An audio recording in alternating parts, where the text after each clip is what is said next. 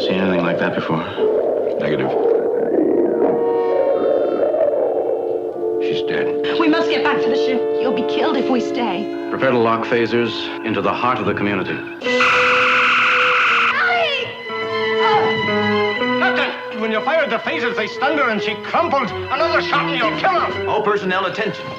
Alien forces penetrated the ship. Take defensive action. Attention all personnel. Alien being has penetrated the ship. We faster to them. You will all die.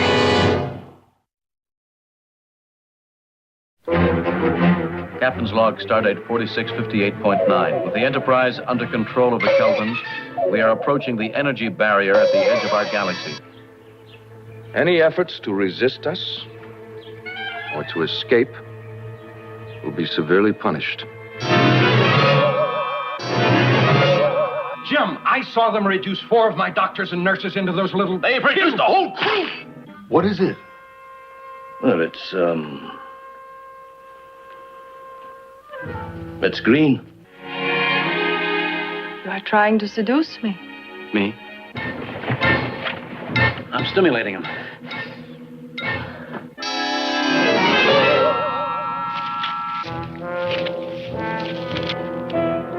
When we engage the barrier, the ship will explode.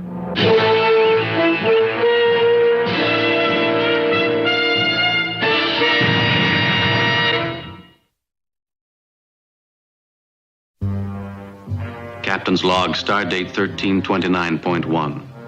The Enterprise brings aboard the survivors of an ill-fated vessel.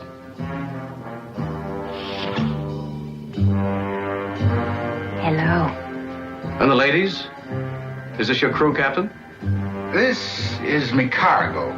I read once a commander has to act like a paragon of virtue. I never met a paragon. Neither have I. Mr. Walsh, I'm convening a ship's hearing on your actions. Mr. Spock will supply you with any legal information you may need. You're a hard-nosed one, Captain. And you're a liar, Mr. Walsh. Take the ones or you'll get killed. Just have those crystals here when I get back.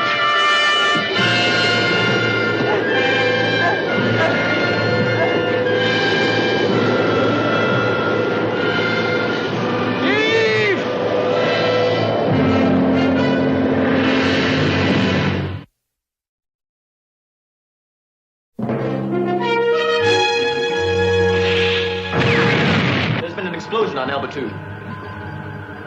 0.95. Must have wiped out everything. We hereby proclaim that I am Lord Garth, Master of the Universe. On your knees before me! All the others before me have failed. Ship's phasers to narrow beam. Queen to Queen's level 3, Captain Kirk. No, you mustn't do that. I can get him to tell me what you want to know.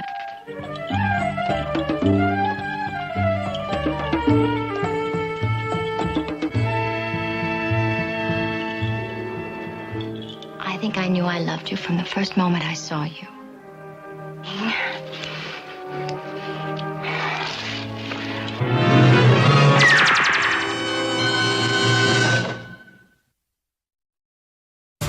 Welcome to Devil's Island. A prison that takes your freedom. Something unusual is going on down there. And your mind.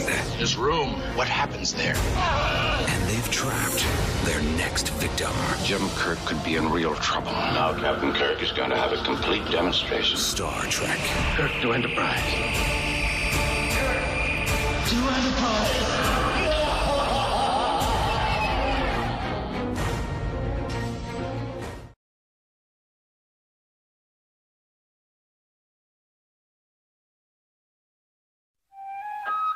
Captain's log, stardate 3025.8. A planet which seems to be paradise is chosen for a shore leave, but things of fantasy which are undeniably real suddenly appear.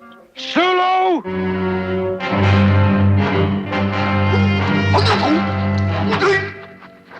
Enjoy yourself, Captain.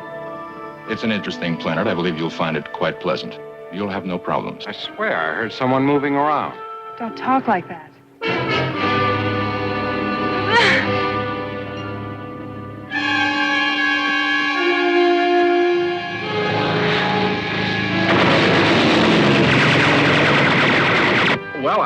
shore leave. And so am I. How's this? All right, Jimmy boy.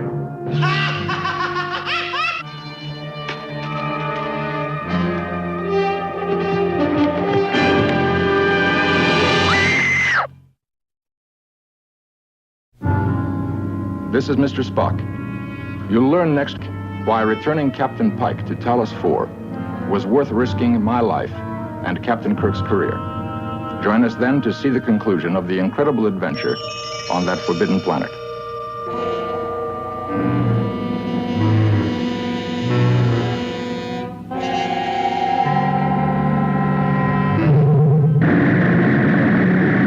Increase to full power!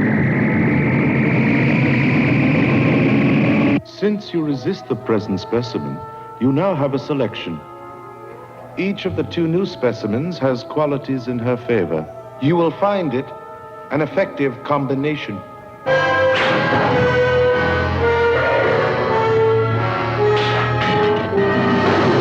Don't, please, don't punish me! I'm dying!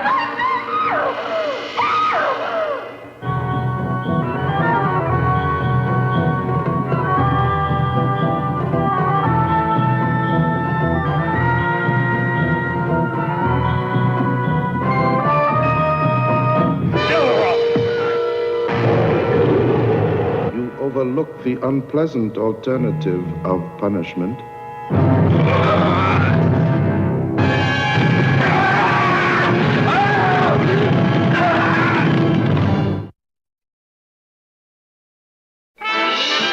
Captain's log, stardate 3619.2. With the mysterious death of 2 crewmen, all personnel on the planet have been evacuated back to the ship. Rizzo, did you feel a presence, an intelligence?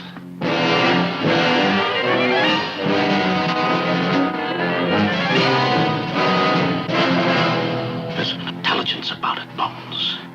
It must be destroyed. Fire photon torpedoes. It's still coming, sir. The deflectors will not stop it, Captain. Contact. Intruder. All hatches remain secure. All lights on the board show green. Sir, we have a red light. Something's entered through the number 2 impulse vent. Sir, the creature's in my cabin. It's got Mr. Spock. Captain, look. It's going to be close. Very, very close.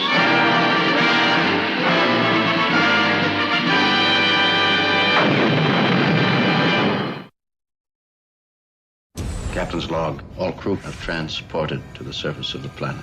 We have no need or want, Captain. It's a true Eden, Jim. I don't know what I can offer against paradise. Spock. Back to your station. This is mutiny, mister. Yes, sir, it is. I can't stop them. You're a traitor. Disloyal to the core. I don't know how to get my crew back. Star Trek.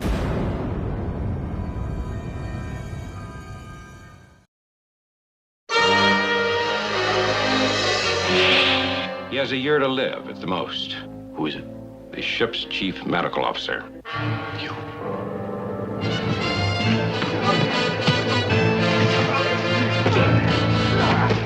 Is there a woman for you? No. I wish you to stay here, on Yonada, as my mate. Repent your disobedience and agree to the insertion of the instrument of obedience. He will be told what must be done. Temperature 111 degrees and rising. You've located the controls? No, but I've seen the book that contains all the knowledge of the creators. I will have you put to death.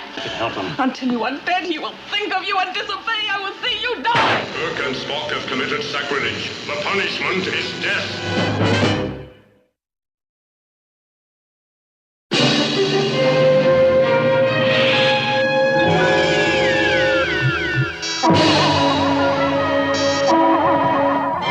Hello, everybody. Ba, ba, ba, ba, ba, ba, ba, ba, ba. We're back to classic TOS. The words uttered by Stars just before we started was, "We have Spock's brain somewhere in the list."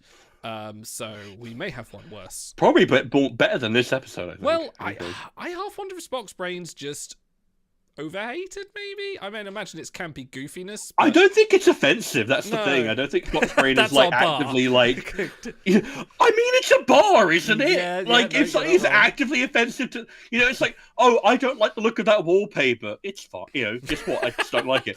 But if someone has shat on the wallpaper, that's different. That's offensive to my senses. Oh, that's because we've also got the very worst trick in that draft as well. The worst contact. Oh God, which is that one's awful. God.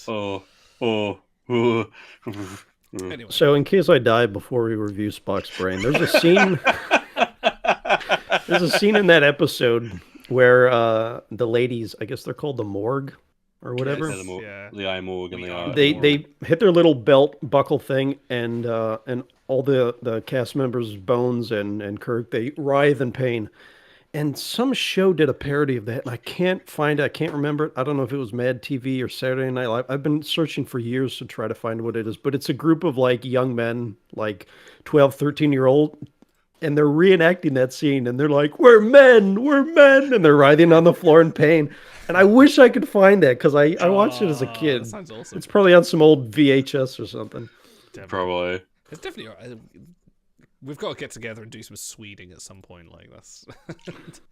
Do some more full Trek episodes. Now, you know what we need to do? We need to do some more What the Dub at some point. I miss it. That's my plan very soon, is to get some more clips, including some Andromeda ones in there as well. Oh, God. Actually, once I get Song Sung Blue as well, a copy of that, I'm going to be putting some more Shy clips into the Shy pool, because we have quite a few of those now. But anyway, topic of today's subject is, unfortunately, it is my draft, and unfortunately I have picked, for some sadistic reason, Turnabout Intruder.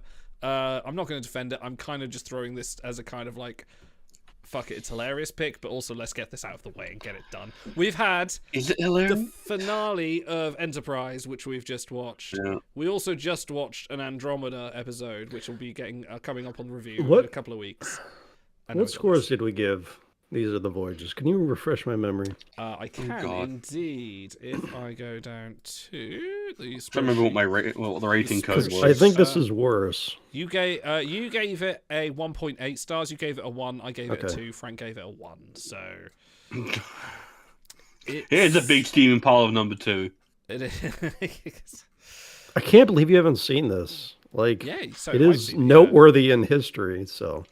I think most of TOS I still haven't watched. That's part of the reason why I'm enjoying doing the draft picks, because it means I'm but like, guess what? Episodes like this are the reasons why I haven't done a full watch through of TOS. Like, I think a lot of like season 2 and 3 are like episodes that they're okay, but they're not of the impact some of the season 1 ones had. You occasionally get ones like Tholian Web or Catspore, which is just bizarre. But nothing on the place of like Squire of Gothas or Corpulent Maneuver or anything like that. But yeah, you kind of get to the end here, and you can't blame them for sort of like this just being an episode, because they kind of got told this was going to be cancelled like mid-filming. Let's just watch the trailer, because I want to talk about some of this stuff, but no one ever watches the pre-stream, so I want to make sure it gets into the review. Hey, Overside, how you doing? Okay, let's do the trailer. Let me rewind it first. Overside, I want you to know I really, really appreciate seeing you. Number 1, we're vamping until you show up. You can take Genos' space, because he hasn't been here in years, so you are now number 1. Fuck Genos. Yeah. What's he doing? He can't even call himself a historian. The Timeline Talks historian. Where the fuck is he? Yeah. Fake fan. Anyway, right, let's play this trailer. We're not doing Timelines Talks anymore. All right. What does your telepathic mind tell you now? On baseline. I believe you.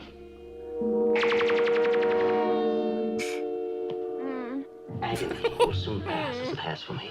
Spock, give it up. I shall not withdraw a single charge that I have made, and I shall do everything in my power against you. It is mutiny! Dr. McCoy, sorry, but I'm going to have to take you off. Editing. On this ship, my medical authority is final. I won't allow it. Line read seems so bad. Security guard! Attention all personnel. First Officer Spock has been placed under arrest on the charge of mutiny. Then, Doctor, that's the time we move against him. We'll have to take over the ship. We're talking about mutiny, Scotty. That's enough. We know what it is. Enough to convict you of conspiracy with mutineers. And you're so charged. The sentence, death. Execution will be immediate. Dun, dun, dun, dun. man.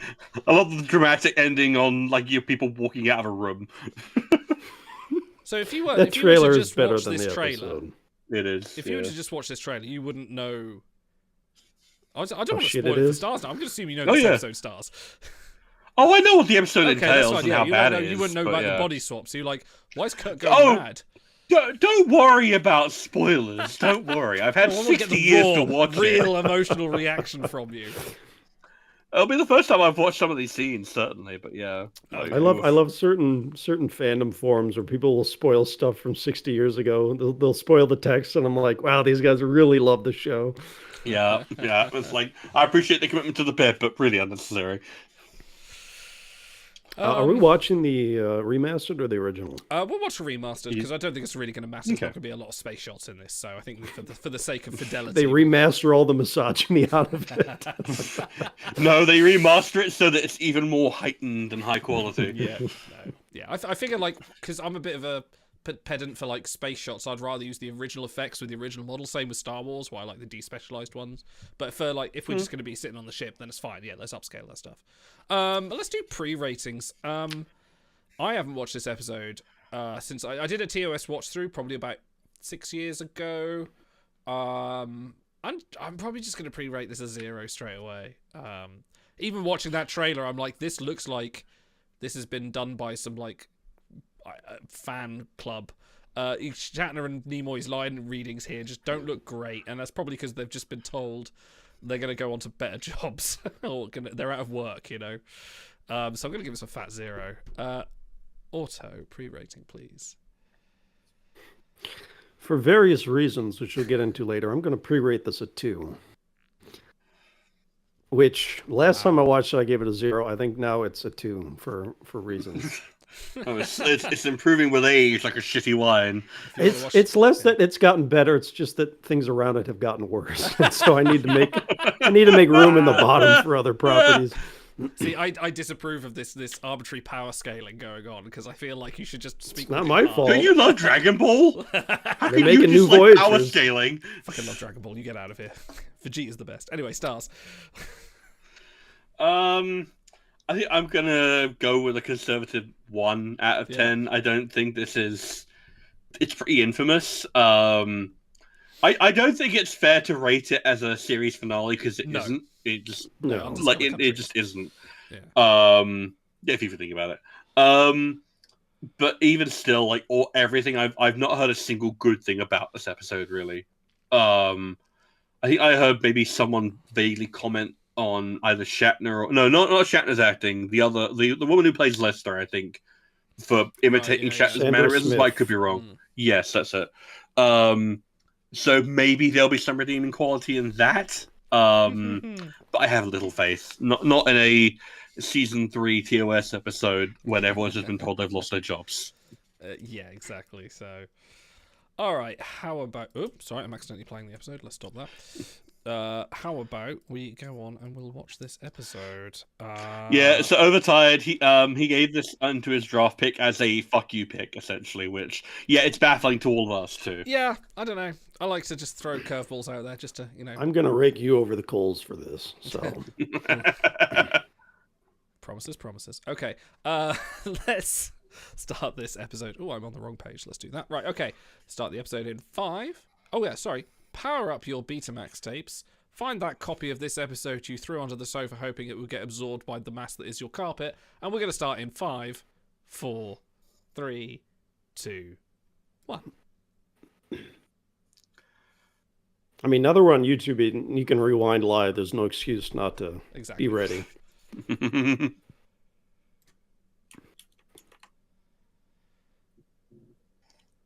beaming. That's my best moment. Always a dead civilization that stays on makeup.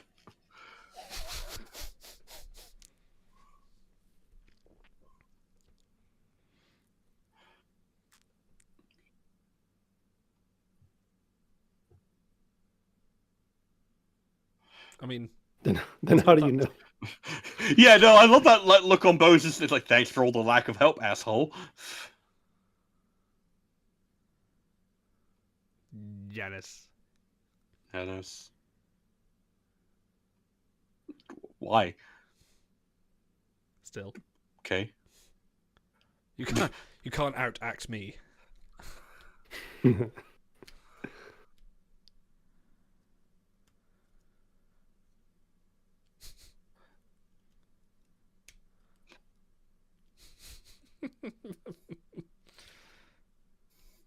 Already the vibes are off, I have to say. Yeah.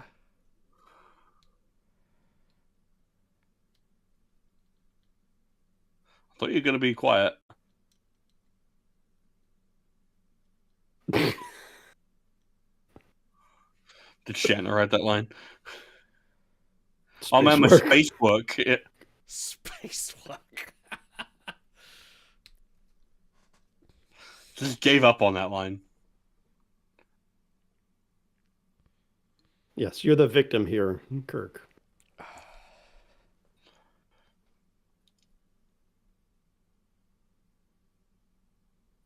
And he's just like, yeah, I have no comment on that.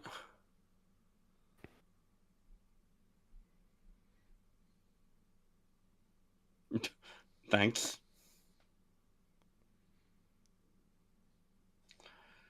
See, like the entire franchise just. Why is there a green screen back there? Oh, that's Also, just lighting. Okay. Why did he get up like some sort of just like a robot?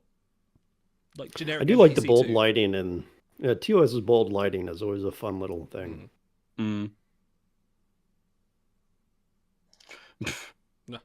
Uh-oh, she's a duplicitous woman. Shouldn't have trusted her. Yeah. How's that radiation working out for you?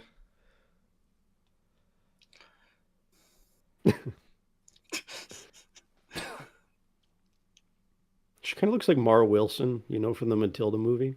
Oh, yeah. Kind of, a little bit. She kind of got the severe features. I watched an interview of her as an adult the other day, so maybe that's why I'm... That's quite cool. Now, this is the remastered body swap. Well, I love the Mario ghost noise, yeah. Sounds like Curly from the Three Stooges. Woo, woo, woo, woo. Listen, Pac-Man just got the fruit, okay?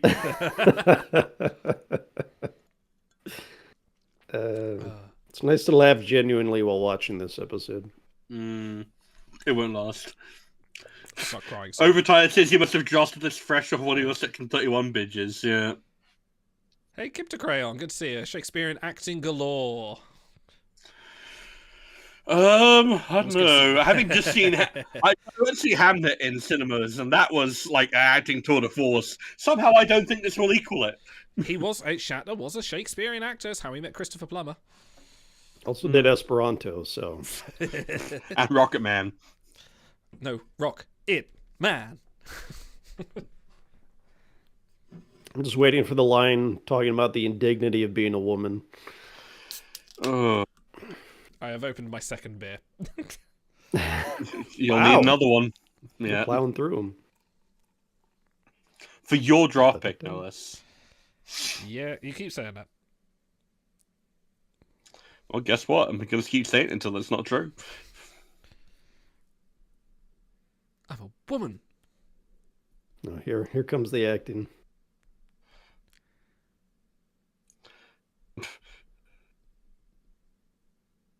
Got the light switches.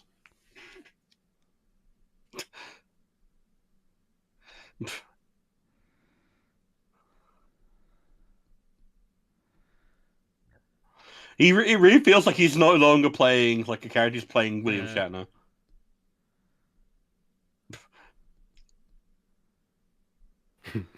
He Your loves captain's his own body. yeah. Quick, smooth out the girdle.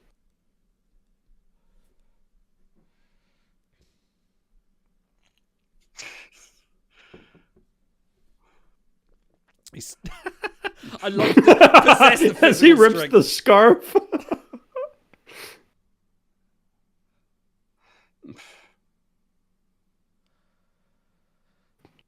Oh boy! Wow, it starts so quickly, doesn't it? The indignity of being a woman.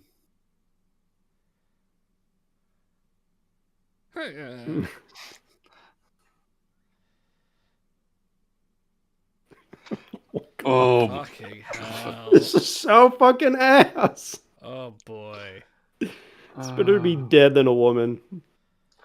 And the thing is you can write a psychotic woman, right? You could write as a woman who is like a self-hating, like who dislikes her gender. But you can't do it in a show in which there is like one regular female character who doesn't get shit all to do.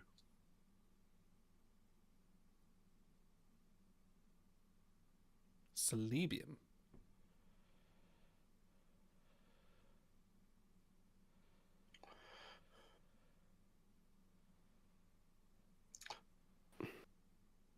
Laying on this angular bed appears to have done something to her. I mean, that is a harsh pillow. Look at that. That's not comfortable. Yeah, no, that's not. Yeah. How many rhomboid pillows out of 10?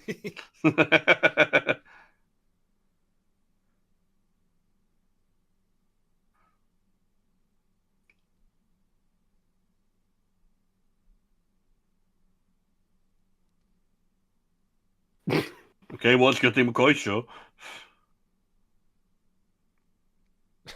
How many gormless looks in orange jumpsuits out of 10? Yeah, he's not really impressing, is he? We heard you the first time. We heard you the first time.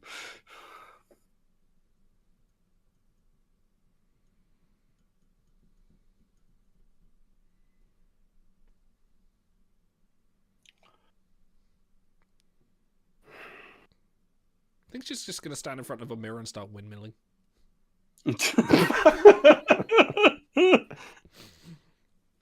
Why is he Oh, I suppose she can't move, can she?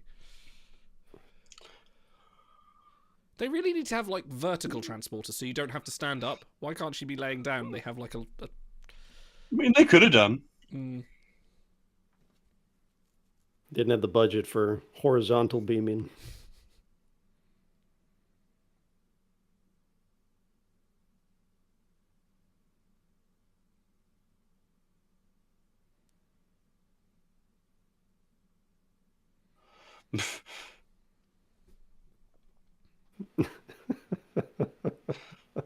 Oh, here we go. This is another good part.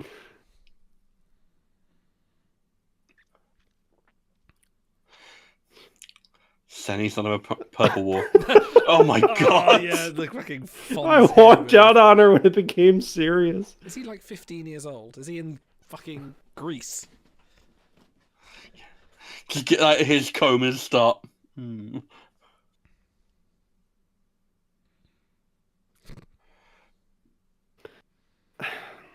See, the thing is, it's not actually a 0. I don't hate his acting in some of this. I don't hate some of the plot points, but the misogyny is just so smothering that I'm not going to give credit to anything else in this episode. Yeah. He just hasn't earned it. Meanwhile, Gene Roddenberry somewhere going, yes, writhe some more.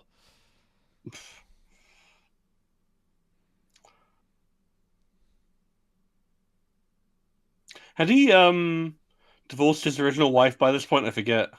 God knows. I don't know.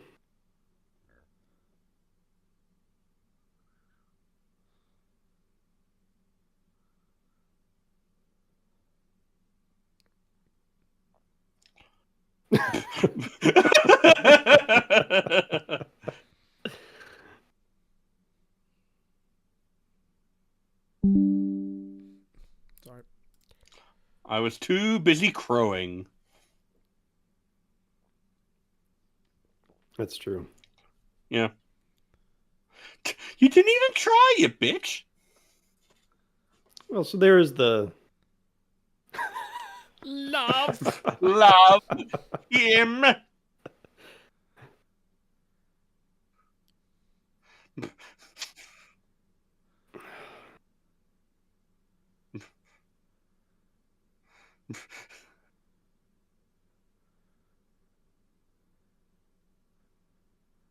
Apparently women are fully erect at all times, because that's the only acting he's really given off here. Oh, Brown Hair Chapel. Auburn, yeah. It's a blues song. Brown Hair Chapel.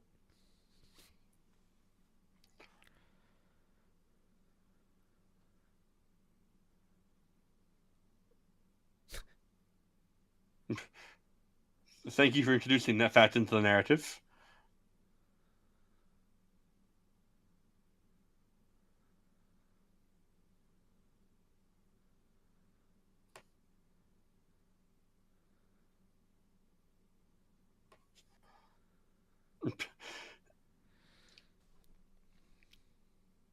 Because he's got such a square head.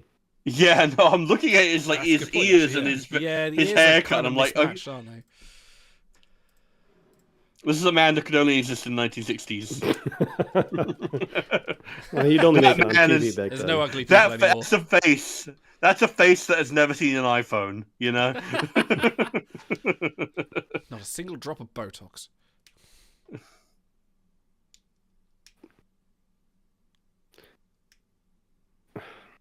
You're really bad at height. Wow, hey, Major. This is such a trope, though, where the captain's possessed. Everyone knows it, but no one can act on it. Yeah.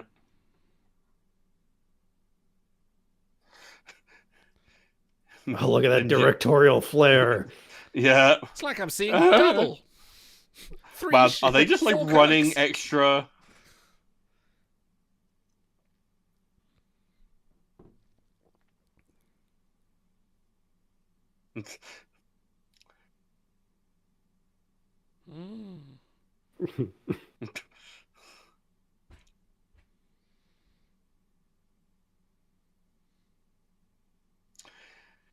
Didn't Chapel have white hair in one of her previous appearances, or is that just not consistent between? I think she was platinum blonde at one point, but yeah, she's normally blonde.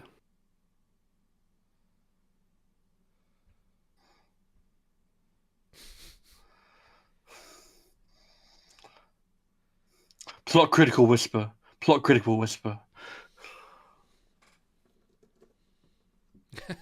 That's how I wish I could be right now.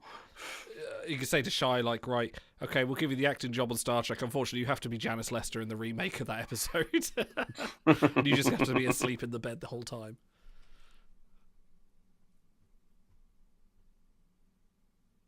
Oh, there we go. Okay. Why would you enter this into the official log?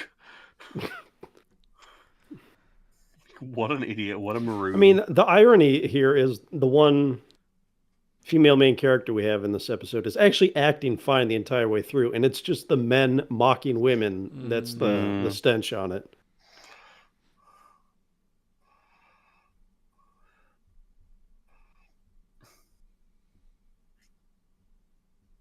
Thank you for the research, Overtired. I'm holding a cat, otherwise I would do it. Says, I think I'm in the minority, but I always really like this one. I enjoy identity swap episodes where the actors are challenged to play another character and try to get all their mannerisms. Yeah. Unfortunately, that person's Shatner. If it was Nimoy, very good. But good to see you, Planet X87. Thanks for joining us.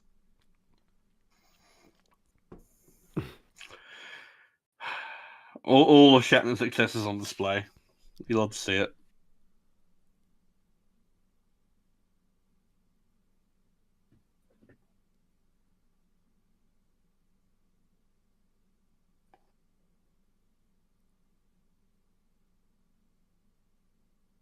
Flawless.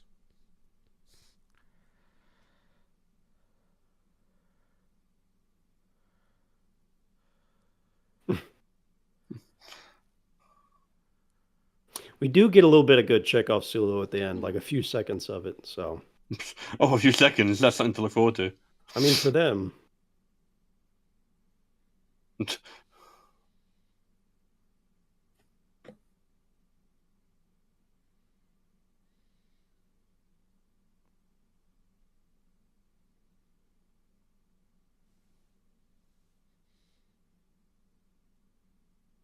The most primitive.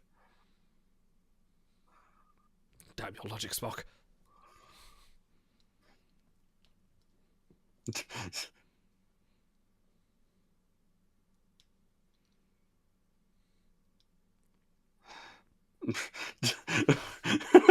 So good at hiding. Oh, look, it's that girl from Balance and Terror. Is it? I think so. I like her. Yeah, Uhura, Nichelle Nichols had a singing gig at the time, so they had to replace her last minute.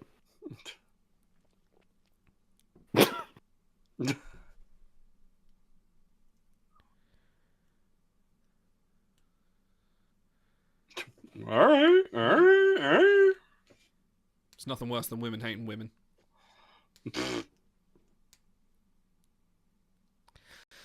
problem here is we don't know what Janice Lester was like as a person.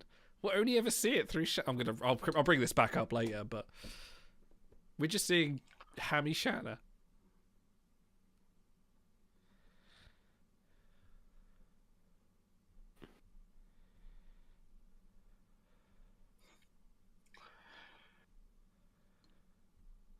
Like, he gets more quiet when he knows he's not going to be listened to.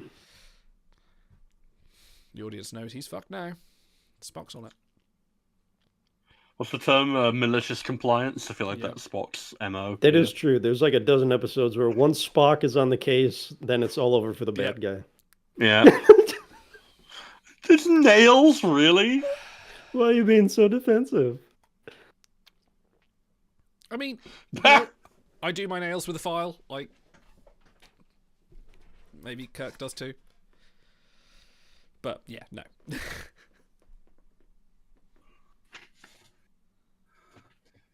I kind of want to know the specifics of that, honestly.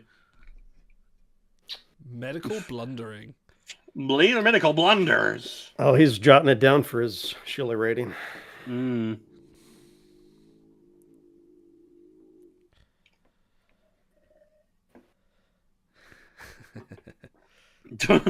See, Planet X8A7, that was the good body swap episode, kind of. I'm Captain Kirk! All the subtlety of a fireworks display. I don't know, at least a fireworks display is, like, visually interesting. You know, that's actually the point. When he does when he splits into two, I'm Captain Kirk! Like, he's acting like he's crazy, like someone multiple personalities or whatever, Well, but he's not demeaning someone at the same time. Yeah. Which is what this does. Sharp turn. Wow. Oh my god. Mm. It's better search.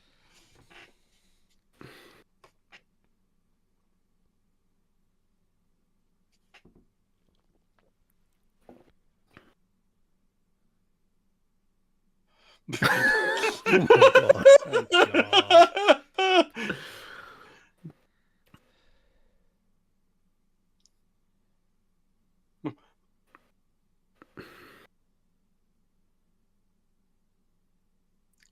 Wait, but there was no noise to alert him to check his monitor. Subsonic hearing. Okay. You're just not an advanced enough human to hear it yet. Oh, no, I think I'm more advanced than some of the people who wrote this episode. Me waking up realizing I have to watch Idol's draft pick.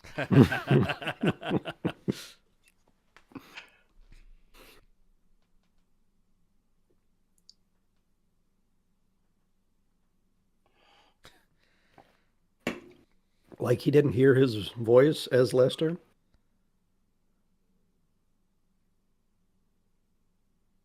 Here we go. The implication of violence.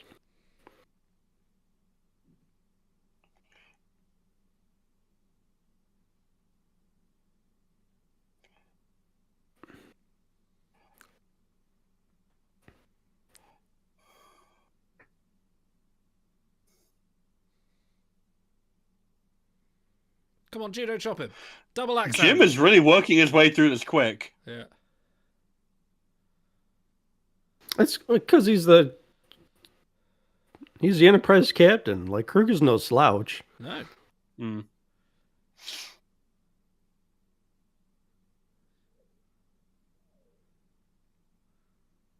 It's nice of you to mention it now. Come on, Chapel, be a competent nurse. We know you're better than this. Boom. No.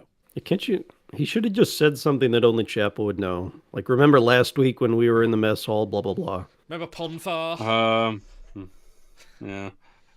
Yeah, remember how you you dated Spock a few years back? Yeah. Remember that hot descendant of Khan? Had a real set of pipes on her. Yeah. Remember when we did that musical episode and you broke up with Spock? And it resulted in a really bitchy musical number? I do remember that. The flashbacks to what's like happened 10 minutes ago are so unnecessary. She just turns to him and goes, "I'm the X." That's it. That's all you need to know. Wait, where is she recording this captain's log from? In her mind! The Omniscient.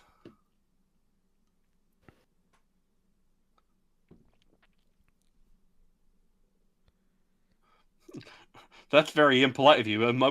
You have to at least take me on a date first before you can see my Dr. McCoy. Hang on. Dr. Coleman is not an officer on this ship. He is not Starfleet. He's not, yeah. The fuck? Oh, no, he is Starfleet. No, he is. And where's his uniform? He's out of regulation. Shh, don't worry about it.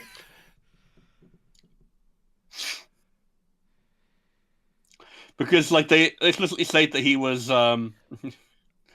that he got, like, called up by, like, Starfleet, Surgeon General and stuff like that.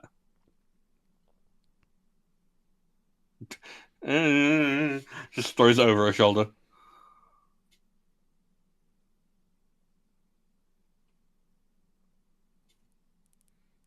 That does feel like a Shatner line. Oh, like a Kirk line.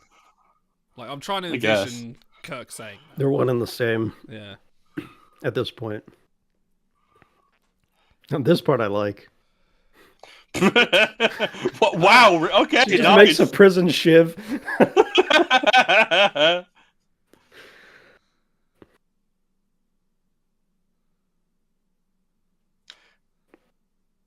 Yep, Spock was on it. MVP.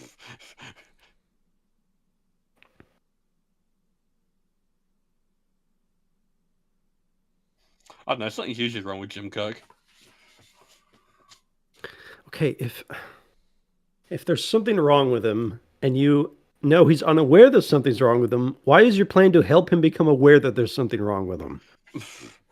Yeah, at this point you should be using your authority as CMO to take him off. CMO, first officer, bam.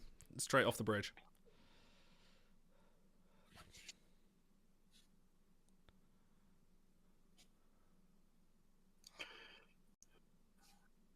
See, I like this version of McCoy and Spock because, like, usually when Kirk's in the mix, they're bitching at each other doing this, but actually, shit needs to get done.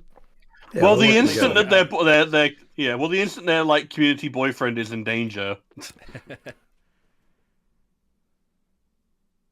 But also, all this stuff happens in a dozen different episodes. Yeah. So I know. Yes. I mean, that doesn't mean that it's not good or whatever, but just that it doesn't offer anything unique. I don't think. Yeah, I tend to agree. It's going to be interesting seeing Thomas Jane as McCoy. I can't picture that yet. I'm kind of way down for that, honestly. That seems so cool. Last time I saw him was in The Expanse, and he played like a shifty detective, so it's going to be... Oh, he's so good in The Expanse, though. I love The Expanse. Man, look at the leg.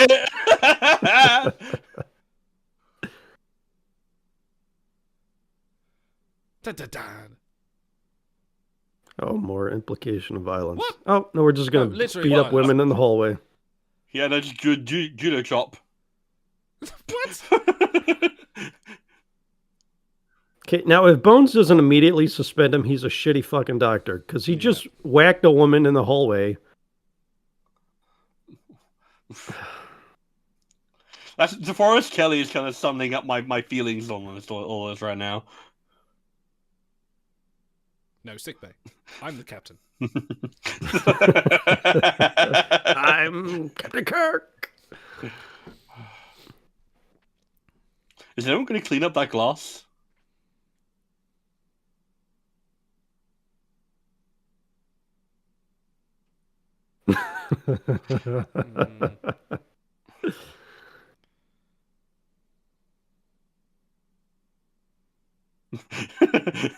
Checkmate.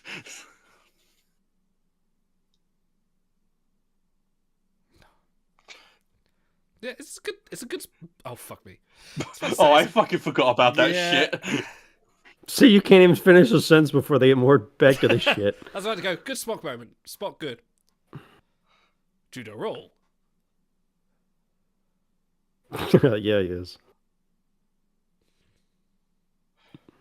I mean, to be fair, he's how old is Shatner right now? Like 90 something. Yeah. He's doing a new documentary, I think. And doing adverts for Raisin Bran. Yeah. Don't get dressed yet. It's like, bow, wow, wow, wow. This is our chance to see Shatner overact. Our chance. I know. They made a few Star Trek. The Robobani dermal optic. Wait, we just missed some great technobabble. It's all right. I was trying to talk about why Star Trek hasn't made gay porn, but okay, let's move on. They did. It was called TOS. I mean, what do you think you're watching? What do you think a mock time is? I like less metaphors in my homosexuality. Well, that's because you're a straight man who doesn't understand anything about it. That's a valid point. There's a random cut. They don't even bother with scene transitions. Yeah. Wait. I'm pretty sure that's happened in like at least 5 other episodes. There was Android Kirk from What Little Girls Made Of.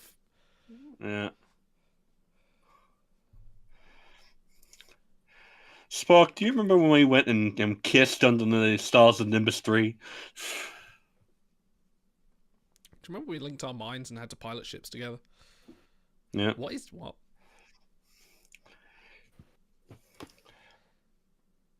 I was hoping for really dramatic. That is a wild cut. They just What's going the back point? and forth. Yeah.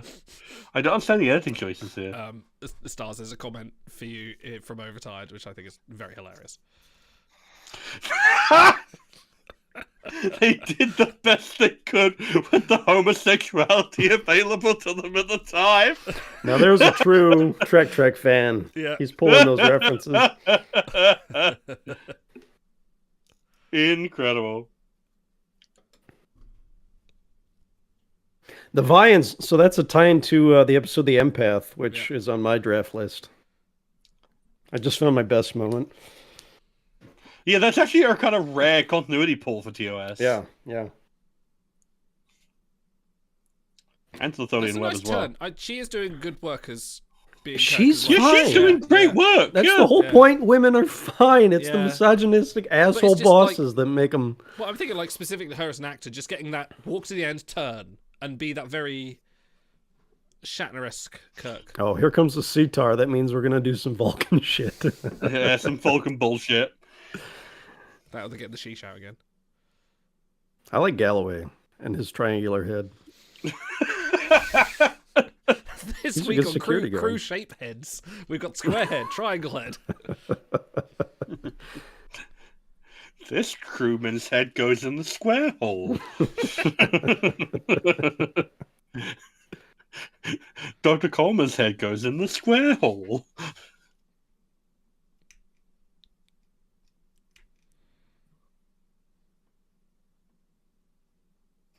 What did he say like that, like Sherlock Holmes? Dr. McCoy, maybe.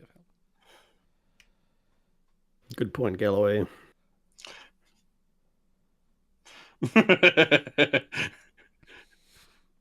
I'd love it if like you just hear like a bang at the door and then like it's just like Spock hitting the door with Galloway's head. That's not... You're not allowed an opinion, security officer. You're not allowed an opinion. Get out of it. Look, he even blocks the first pinch. Galloway's a Chad, dude. Yeah, I like Galloway. If only the security were this competent in every other episode.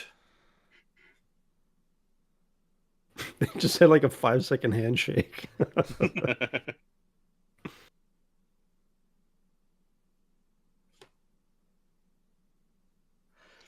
I just want to see like Ice Spock just double-handing Vulcan no grips. There you go. Yeah. Man, he's got those trousers up, huh? Right up to his nipples. Banger line. Sir.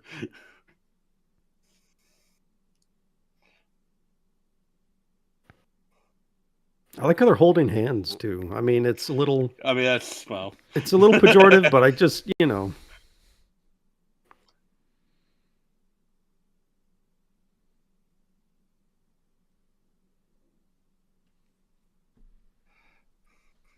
from your captain. See, I keep hearing Lesnar, not Lester. I just keep imagining it's Brock Lesnar. That would be something. In that nightgown? I mean, it's more clothes. Need to fill it out. Mutiny. Oh, here we go. I'm Captain Kirk. I'm Brock Lesnar.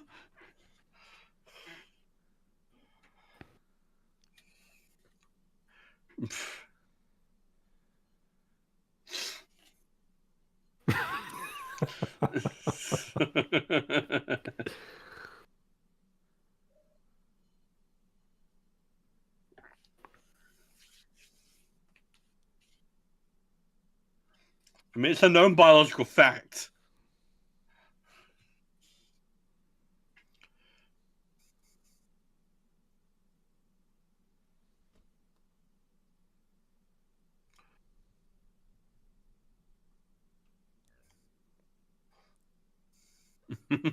Captain.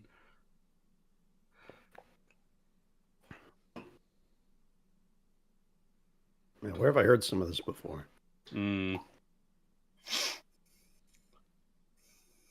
spring. That little spinning chair, yeah. It's got a little spring on it as well.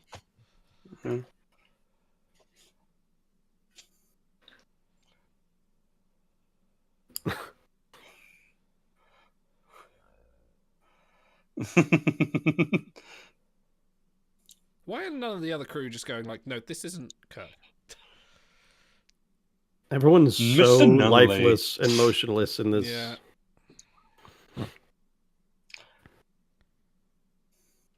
I mean, with Spock, that's fine, but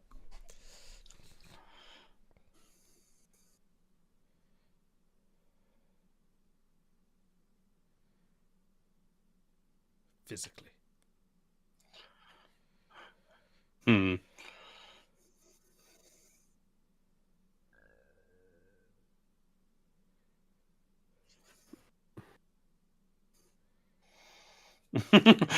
Spock just like this bitch.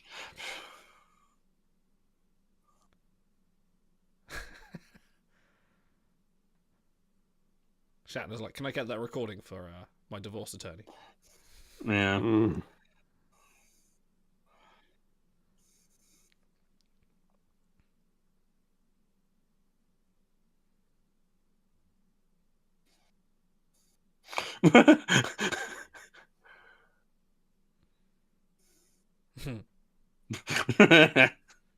Now, that is kind of a rare admission, because he is a clever man. You'd think he would dance around rather than immediately admit that there's no logical evidence.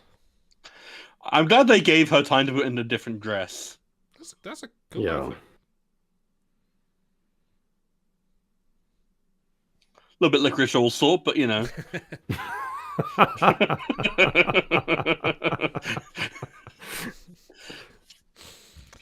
That's a free Schiller rating for you there, Idol. How many licorice all sort dresses?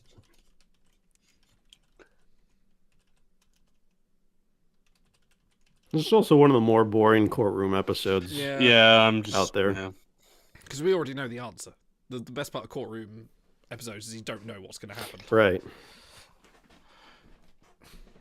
It's mostly just waiting for everyone to cotton on, which is always just boring. Yeah. Like that's part of the reason why TNG Season 1 is so annoying, is like waiting for everyone to realize the obvious problem.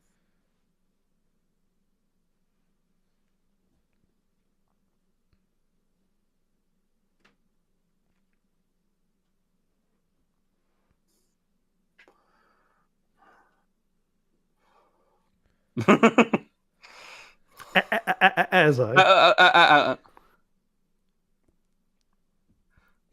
So I hate this part where all the junior officers just laugh, because can't they see that Kirk is acting strangely? Weirdly, yeah. You're telling me that Spock and Bones are the only people on the ship that realize it? If I was stuck on a ship with a captain, especially I've been working in close quarters for the last 3 years, and then suddenly he does this shit, like what? Yeah.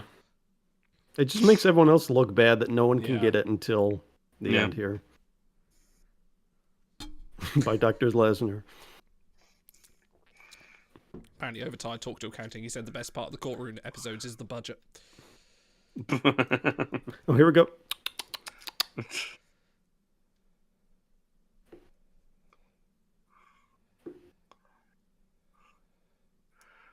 And Chapel has nothing to say about that moment of misogyny. Yeah, also we know that domestic violence from women against men happens. So that Right, even hand-waves that 1969, too. yeah.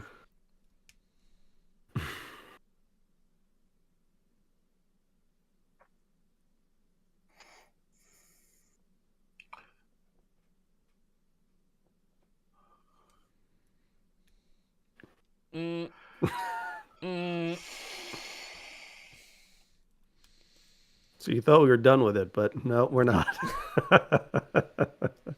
One will do. One will do. See, that's the thing. I want to enjoy his hammy acting. I would like to.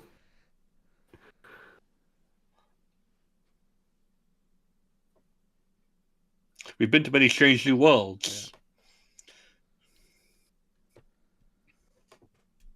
Spock's such a rock. Mm-hmm.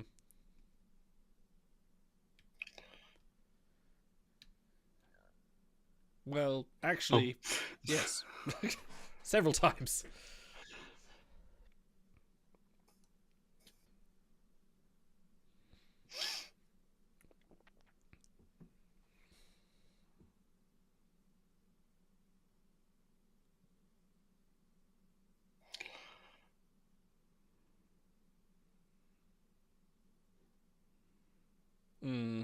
Yeah, both of them are like, Everyone is so lifeless here. Yeah.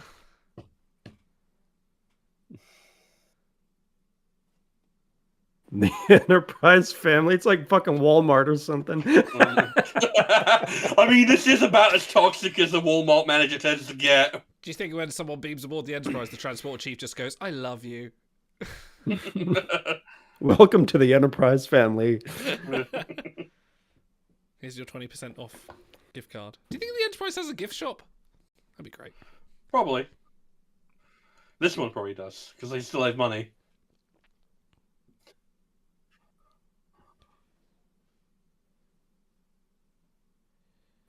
I could be watching Wake Up Dead Man right now. I could be watching anything good.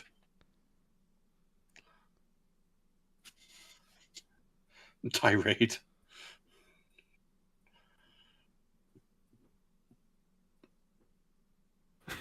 Shitty tin can recording. I love it. Yeah. I think Shatner's acting at record speed. Mutiny!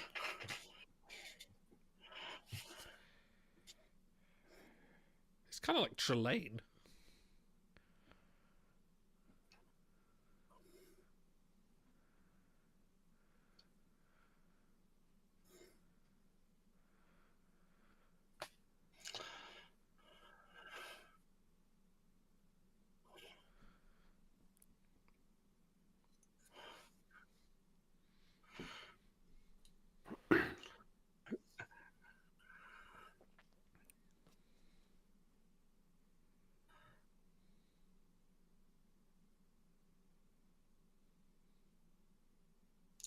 Like, it's at this point, Spock should just turn around, gesture to everyone, and they go, okay, yeah, get him off. Like, get him even going. Scotty is one for sort of like, you know, realizing things in people and going like, no, I won't do that. Like Bones does, sticking to his, yeah, here we go.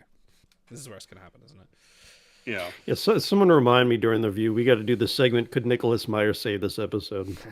Could this episode be solved with a box? Yes, if it's a big enough one to put Janice Lester in.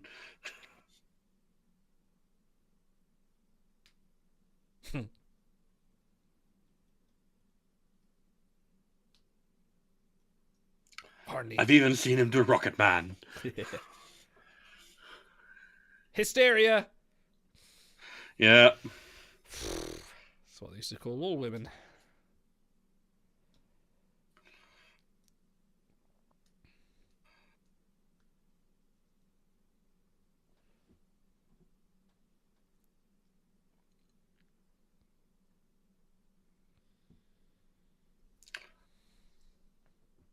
This is actually your best, though, this little hallway scene.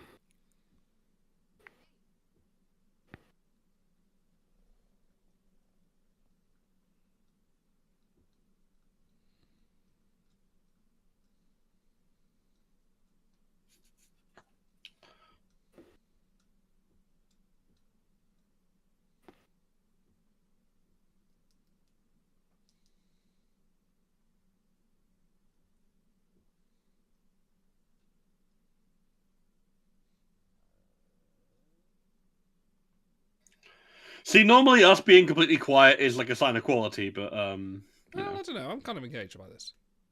This part is fine. Yeah.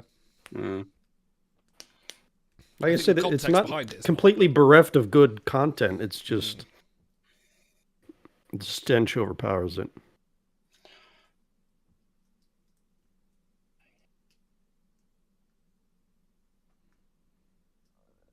Aye.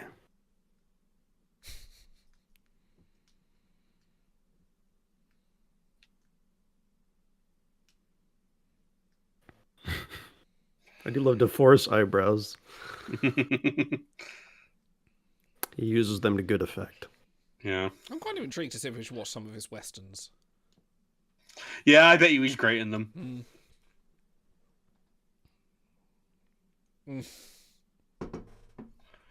How is that legal? He'll make it legal.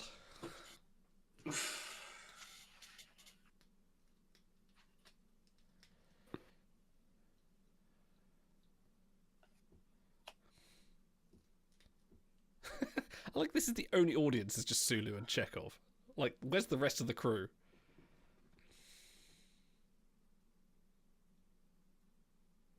Death! I kind of don't... Oh, now they all jump up in accord. Yeah, now, yeah.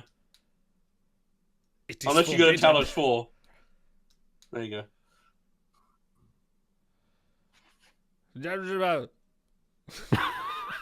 If they had like a water glass of bourbon in his hand, that would make the scene better.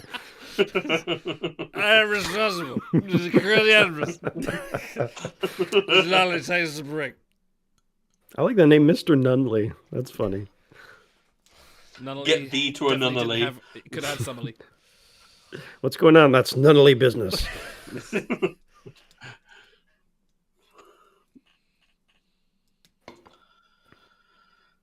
Are we done yet? Yeah. Actually, yeah, with this episode being These with the Undiscovered Country music. Probably.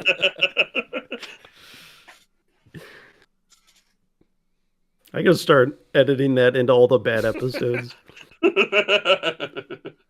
See, now this scene, this is great. This might be the only scene in history between these two.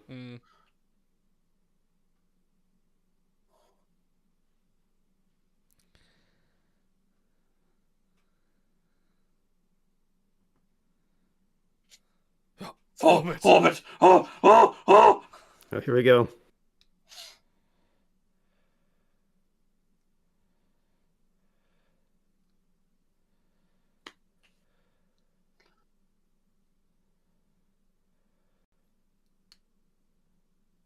That's a great Frasier quote over Tarrant. I love that. I use it all the time.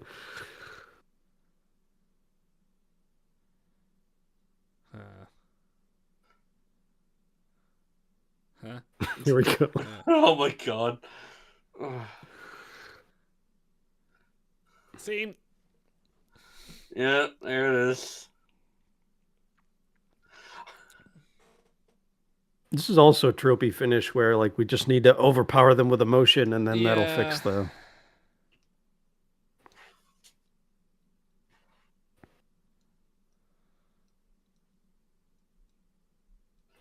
Just go kick Kirk in the dick.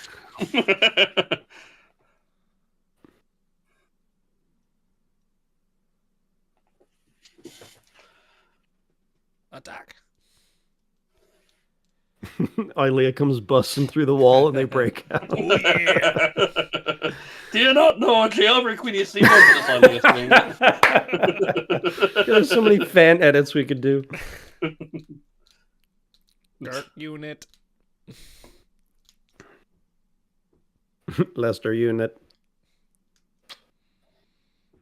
When are we going to get a Janice Lester episode from Strange New Worlds?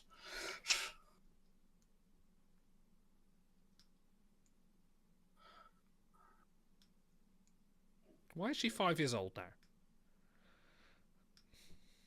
Because women are emotional creatures who can't be trusted with a starship.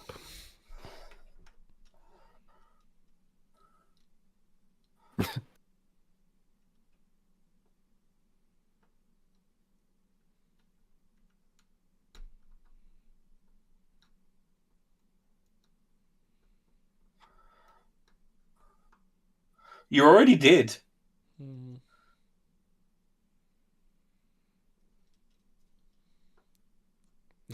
Seduction time.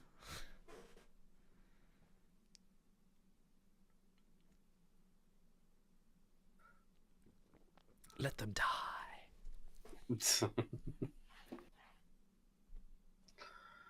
Now this part actually, because of the intimacy, it's interesting. Could have gone away. They could have set up like Janice Lester and him as a romantic angle. Why is there a vial of... Is that poop or chocolate? But yeah, also, what's with the random condiments in the back there?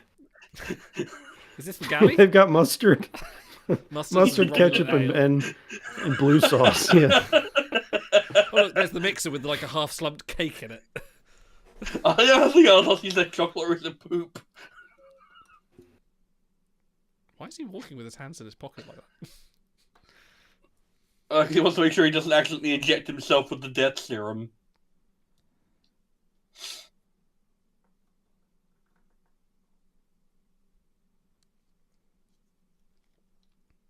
Brock Lesnar will be first.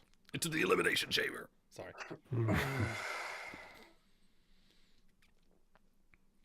Judo chop.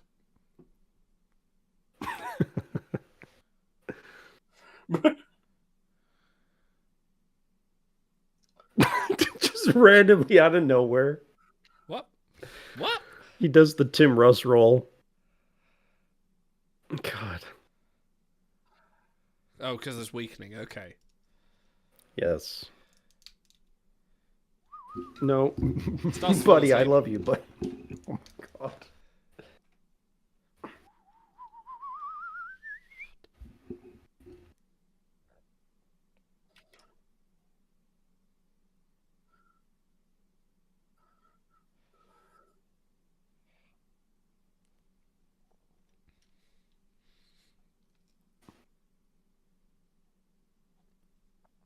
Mom said it's my turn.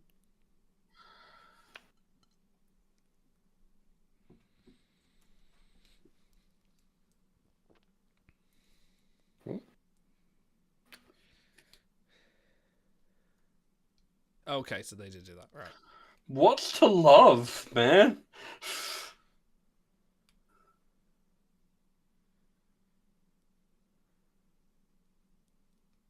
I'm shocked the word sanitarium hasn't shown up in the script yet. Mm-hmm.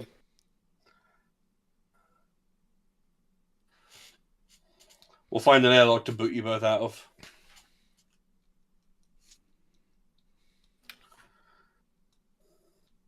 Come along, Licorice Allsort. This kills the Star Trek. I didn't want to destroy her. God, I fucking hate that line.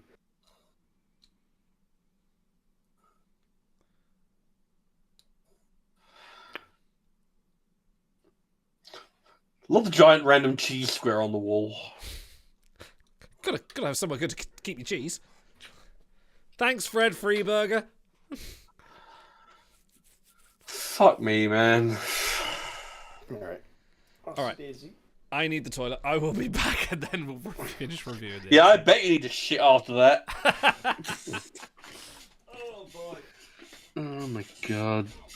So, since you haven't seen this before, was it better or worse than you were expecting?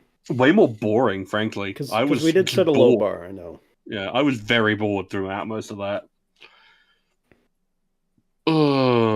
Yeah, Star Trek hasn't always been woke. Yeah, you're not wrong, Overtime. What's that new term? Dark woke? I forget what it's fucking... So, oh my God. Yeah. I don't know. If you could magically remove the misogyny, it would be a fine episode. It would be boring, but it wouldn't be the worst thing in the world. I don't know, like a 4 maybe. If there was zero misogyny, maybe a 4, but... Yeah, and it's so pervasive. It's in every fucking scene. And it's like I said, you can get away with this just fine if you have actual like positive depictions of femininity and like of women in general alongside it. But like, Nope. What's her fucking name? Lieutenant Lisa and Chapel are both useless. Like, thanks, guys. Dude, Overtired is lobbying to make it back on the show, and I think it's succeeding. Shame on you, Idol. I expect this from Frank, but not you. You know what? Overtired wouldn't have drafted this episode, so I think they should be in the next draft. Hey, we're bringing you back. I'm not going to object to that at all. But at least it's done. Okay, so let's do this.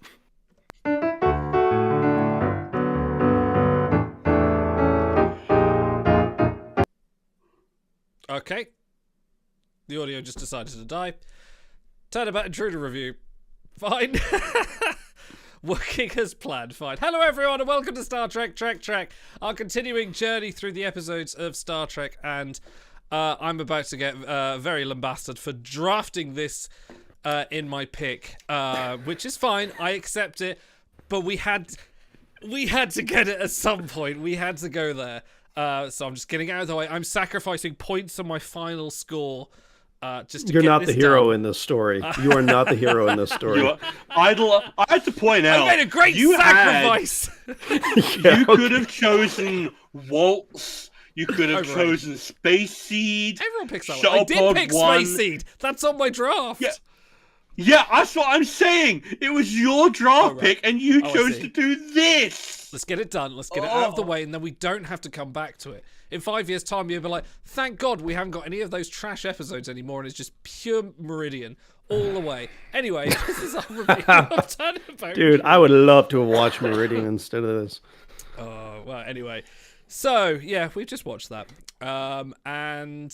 Guys, how are we feeling? Aside from me onslaughting on this on you, how's it going? I want to go to sleep. Like, it was like, that's the actual thing. It actually was just genuinely boring. That's like boring and offensive, which is like the worst two-hander you could possibly get, I think. It's just a lot of like Shatner like screaming at people, and like people just kind of staring at him and going, Most wooden acting in an episode so far. I think It everyone is was just... Can anyone think of a worse courtroom Star Trek off the top of their head? No. Maybe Angel 1, does that count? At least that, well... Angel 1 at least has Trent. Angel 1 at least has Trent, yeah. I guess it's a courtroom episode, but there's... maybe Justice, but even that was... All right. I'm going to do the... Because I got to get this out of the way eventually. I'm going to do the misogyny... the misogyny montage. So, Shatner was very ill with the flu during the filming and had considerable difficulty in picking up and carrying Sandra Smith, the actress who played Dr. Lester. At one point, he said to her, "You know I love you, baby, but you got to lose about 6 inches off that ass." So sexist, but apparently a lot of people laughed. Maybe they were late in filming. You know, whatever. Even by Hollywood standards, just no. She's fine. Hold on, we're not done. Okay. We haven't scratched the surface. The teleplay was done by Arthur H. Singer. Now, Arthur H. Singer replaced D.C. Fontana, Dorothy Fontana, on staff. The only woman in the writer's room. Fontana once remarked about Singer that he, quote, wandered onto the set, asked our set decorator, by the way, what does that transporter thing do again? At which point most of the crew gave up caring. Oh, no! During the filming of this episode, pro football player O.J. Simpson, who was just starting his acting career, visited the set and was personally escorted by Gene Roddenberry. Now, at that time, no one knew O.J. Simpson would be one of the most notorious murderers of women of his generation. So maybe, 20 years before? No, 10 years before that happened, wasn't it? So... Yeah, so I'll give Roddenberry a pass on that. But speaking of Roddenberry, who wrote this script? Yep. Roddenberry engaged in multiple extramarital affairs while married to his first wife, including relationships with Star Trek actresses Majel Barrett and Nichelle Nichols. A former assistant producer alleged Roddenberry directed women exiting costume fitting rooms, often in minimal attire, to pass through his office, enabling him to view them inappropriately. Andy Richardson, a crew member, characterized him as, quote, a sexist, manipulative person who degraded and disregarded women, citing instances of ogling actresses and leveraging his showrunner status. Similar patterns persisted into TNG, where he reportedly shared unsolicited, grotesque sexual fantasies with a young male assistant. So things are escalating. Now let's look at the director of this episode, Herbert Wallerstein. There's an LA Times article dated June 17th, 1986, titled Maid Acquitted in Producer's Beating Death. The live-in housekeeper of slain producer Herbert Wallerstein, Myra Melendez-Lopez, age 26, was accused of beating Wallerstein to death with a baseball bat. The defendant claimed that she acted in self-defense only after Wallerstein inexplicably kicked the family dog, threw ice cream in her face, and pummeled her repeatedly, blackening her eye. Jurors concluded that they all had reasonable doubt, and she was acquitted of all charges. Now, the behind the scenes as I was watching this just kept getting worse. When we reviewed the TNG episode, The Perfect Mate, which was a critique of human trafficking and women's right to self-determination, I should point out, Captain Idle, you said that the way they wrote the female lead in that episode, Kamala, was, quote, troubling. So let me ask you two questions. A, why did you draft Turnabout Intruder? And B, what the fuck is wrong with you? I thought we'd moved on from this. Don't wait for the translation. Answer us now. I drafted this I didn't realize it was so. I knew there was an element of misogyny. I didn't actually realize it was that heavily gone. So I'm not, I will apologize, but also when will I'm you glad learn that your actions have consequences? We were going to have to review this episode anyway, so let's do it now. Whilst we're doing all the shit ones, dodged it for ages. We've just watched These Are the Voyagers. We've done Turnabout Intruder. Like, we're gonna do all fucking 950 episodes. Shit idle. Right, yeah. Okay, I'm done excoriating you, but a serious question, because you always ask us, why did you draft this episode? It'd be interesting to look at bad episodes through a good lens. It's interesting to see, you can do this with everything that's Lombarded. Spock's Brain is one I believe we'll get to at one point. And it's something to look at it from a different perspective. You watch it on your own and go, that's trash. You can look at all the comments and you see, like, right, worst rated episode, Turnabout Intruder. Like, someone was talking about These Are the Voyagers being, like, the worst episode ever rated. I'm like, no, I could disagree with that further. There are much worse episodes. Sometimes you've got to look at them, and especially in the context with the three of us, we might point out and go, actually, it wasn't that bad. I'm not saying that's the case here, but occasionally you do have to relook at them through a court of public opinion to say, like, maybe we missed something here. Like, it could, like... Okay, here's the thing, Idle. I take your point. I actually think you're correct. There are episodes that are lowly rated that, like, have been unfairly so. Like, there's, like, a Discovery episode on Frank's thing, which I think is unfairly lambasted just because it's gotten review bond, probably. Yeah. However, this is Turnabout Intruder. Yes. Yes.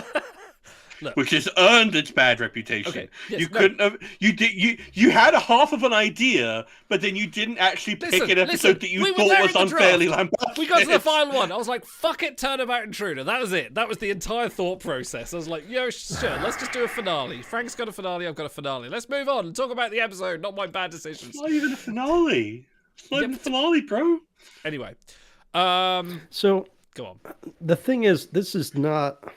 If you could magically scoop out all the misogyny, it's not the worst episode. It's tropey. It's got some repetitive themes. I remember. See, I can almost understand why you drafted this because I remember as a kid, Shatner's hammy, goofy, over the top acting, and I just remember thinking, "Oh, that's funny. He's acting different." But as an adult, yeah. And as your sensibilities develop and evolve, you can just see it's done in service of demeaning women, the entire thing. And when you read the behind the scenes, everyone involved at high levels of this production has stories about how they just hate women. And so I would like to enjoy the hammy acting. There's some fun scenes with Spock, with the mutiny stuff in the hallway, but it's like it just gets drowned out. The messages throughout, I even wrote down some of these lines. Her intense hatred of her own womanhood, made life with her impossible. It's better to be dead than live in the body of a woman. Like, it's just, it's all over this thing. I think in the context of like cultural significance, I was listening to a podcast, I forget the name of it, but it was by a husband and his wife who was a doctor, and they're talking about the history of medicine. One of the episodes they had was on hysteria, and it's not until very recently that they've had to say, like, no, hysteria among women is not a thing. Please medically diagnose them properly. Don't just go because she's having a funny turn. Just say, oh, it's hysteria. It's like, no. There's something wrong with her. She might be diabetic. She might be something else. Like, there are reasons for this. Medical reasons, not just because she's a woman. Like, come on, do better. Yeah, there's been a recurring thing on Twitter recently of like examples of medical misogyny, and good God, some of them are fucking atrocious. Still, it still so happens. like, It still happens. Oh, it still happens. You know, all the examples that they cited were like stuff that happened in the last few years. So I want to kind of go in on one of the lines you mentioned there, Otto, where it says, the intense hatred of her own womanhood. Now, here's something that, like, internalized misogyny and internalized hatred of your own, like, minority identity is a known phenomenon. You know, like, gay men suffer from that all the time. Any kind of it is a known phenomenon, and if you wanted to do an actual critical examination of that and the power structures that create that in people, that's an episode. That's an episode of Star Trek. I can't think of an episode that really does that. Not as I'm sure there must be something. There's like 1,000 of Star Trek that's done it. I know there are a few, but I'd have to say. Usually, it's done from like an alien perspective, like Exactly, Spock hating his Romulan or his Vulcan half or whatever. Yeah, and it's like there's a story there, but it requires criticism of like the power structure that creates it. And the problem is that we get the reference to your world of Starship Captains doesn't admit women, which is proven false so many times. Well, here's the thing, right? Is I was watching the episode waiting for like some kind of indication that that wasn't the case, and then it was just like Lester being like unbalanced.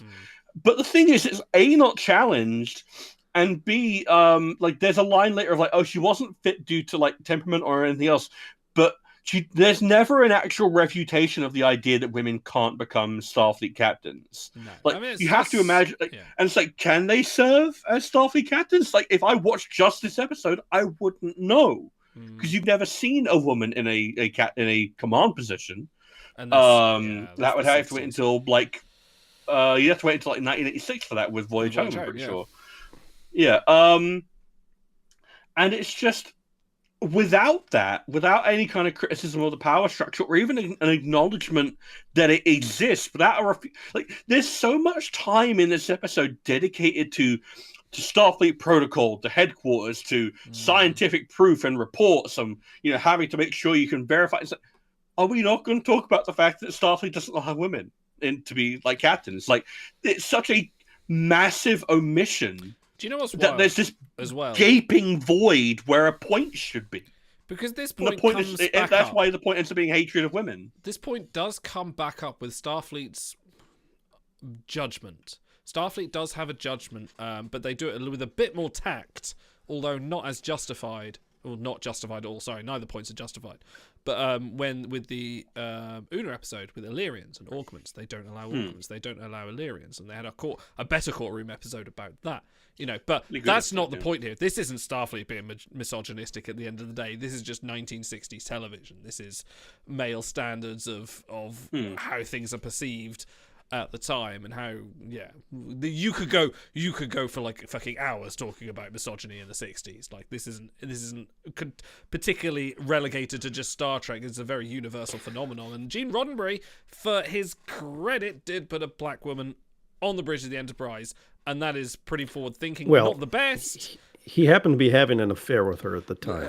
So. Also helped, but okay. I'm reminded of when we reviewed TOS episode Mud's Women.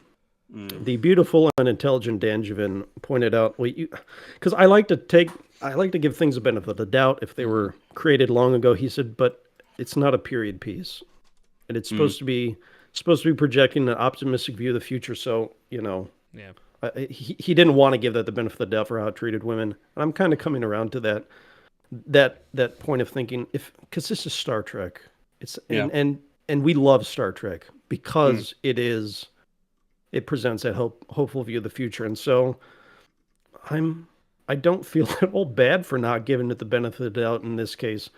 Especially, I mean, you could say, okay, maybe if you want to compartmentalize, put things in boxes. All right, maybe you don't hate Kirk, the character, more because of this episode, but you can't not hate the people involved in producing it. The words that they're putting into their mouths, maybe even one or two of the actors, if they're going too hard on something that is kind of a bigoted stereotype. So I'm not going to give this the benefit of the doubt. Sorry. Yeah. Well, it fails by other TOS episodes as well. I can't remember what the name of the episode is, but the one where the 1960s USAF captain who gets beamed up. Something tomorrow, I think it is. Yeah, Return Tomorrow. No, that's the one before this. Tomorrow's Yesterday. Oh no, that's all yesterday. Yeah, I think that's Fuck me. There are so many names. Too many episodes named. Whatever. The and there's a moment Yesterday's Enterprise where Major Christopher sees. Sorry, carry on.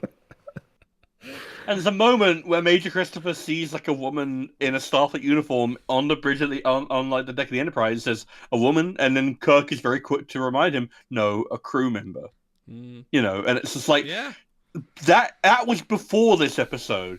In an episode that goes out of its way to like name check like 3 or 4 other episodes that have come before it, it decides to be curiously ignorant of all those times it's been trying to be progressive in a feminist sense. Like, I mean, very selective memory there, guys. Well done. It's not selective memory. It's Gene Roddenberry, because he was the principal writer in this episode, and he will fight back on pretty much any decision that he doesn't like, and if he has to put it in, he'll claim it as his own. This is, as much as we love the guy, he has this quite severe flaws. I'm reminded of that line from The Savage Curtain where Abraham Lincoln beams aboard and says to her, he says to her, "What a charming negress," and then he apologizes and says, "Oh, I realize that term may be offensive." Yeah. She says, we've learned, to move beyond or whatever. She said, not to take offense.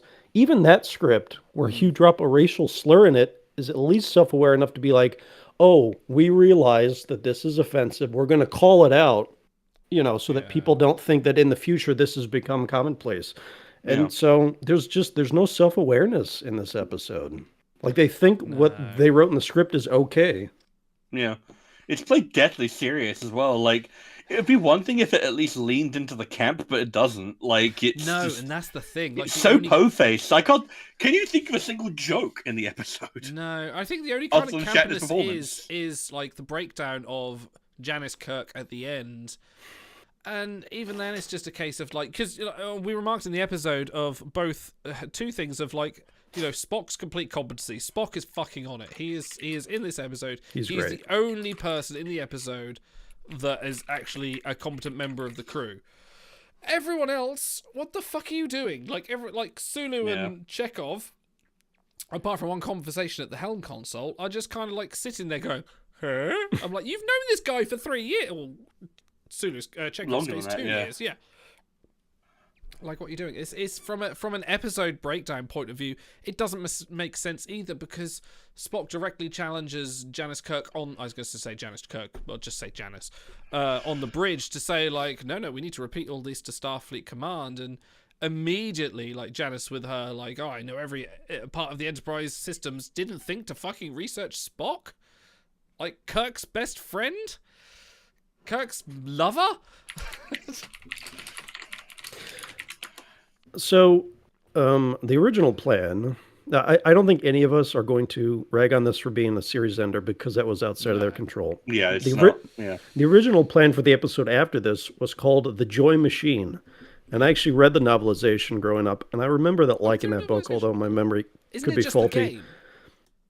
Yes, the plot is basically that they have these little devices hooked up that stimulate the pleasure centers of the brain, and they become kind of zombies. There's even a plot point in there where Spock eventually falls victim to it, which I could see that being like an oh shit moment. Sorry, I just got to do my timeline shuttles. Hang on, sorry. I see you're taking your draw pick very seriously. Sorry, I don't mean to interrupt.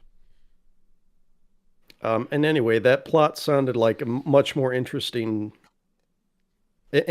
story, one that could actually be evergreen in an age where social media has kind of turned people into zombies. So that episode also was going to be directed by William Shatner. That's right, yeah. And instead we get Frakes directing The Offspring. Was the first time a cast member directed an episode. Was that really the first time? I suppose that's season 3, yeah. I suppose that makes sense. Yeah. Okay. Let's not linger on this episode too long. Let's go on to... Bread. bread. What was your bread of the episode, gentlemen? The moment that stuck out to you the most. Let's start with Otto. Really, I've been talking a fuck ton in this episode. It's fine. It was your draft pick. It's fine. It could be shit. Just gonna slip that in there. He really thought that was gonna ride. Nearly got away with it. Yeah, it's actually gonna be the when they do the body swap effect, because it's accompanied by this weird noise. It sounds. Yeah, it sounds like the Three Stooges rolling around in a circle.